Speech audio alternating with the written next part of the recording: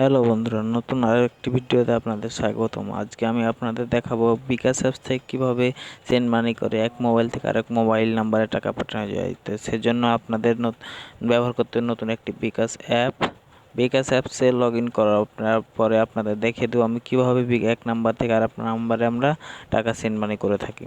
চলুন তাহলে আপনাদের দেখিয়ে দিই। আমরা বিকাশ অ্যাপে লগ ইন করুন। লগ ইন করার পর আপনাদের নির্দিষ্ট যে পিনগুলো আছে সেই পিনগুলো আমরা দিলাম। পিনগুলো সেট করার পর আমরা বিকাশ অ্যাপসের ভিতরে ঢুকলাম। বিকাশ অ্যাপসে ঢোকার পরে দেখেন সেন্ড মানি অপশান আছে। সেন্ড মানি অপশানে আমরা ক্লিক করব। সেন্ড মানি অপশানে ক্লিক করার পর আপনারা যার যে নাম্বার বা আপনার যে নাম্বারে টাকা পাঠাবেন সে 11 ডিজিটের নাম্বারটি এখানে তুলবেন। 11 ডিজিটের নাম্বারটি তোলার পরে আপনার নির্দিষ্ট নাম্বারটি তোলার পরে তীরে ক্লিক করার পর দেখবেন অ্যামাউন্ট আসবে। অ্যামাউন্টের জায়গায় আপনি কত টাকা পাঠাবেন সেটা সিলেক্ট করবেন। সে টাকাটি সিলেক্ট করার পরে আপনি আবার চাপ দিবেন, তীরে চাপ দেওয়ার পরে আপনার যে বিকাশ অ্যাপসের পিনটি আছে সেই পিনটি এখানে সেট করার পর দেখবেন, ক্লিক করার পর দেখবেন সেন্ড মানি করতে ট্যাপ করুন। আপনি এখানে তীরে চাপার পর দেখাবে সেন্ড মানি করতে ট্যাপ করুন। আপনি যদি টাকাটি পাঠান তাহলে এখানে সেন্ড মানি করে ট্যাপ করবেন। সেন্ড মানি করে ট্যাপ করলেই আপনার টাকাটি চলে যাবে।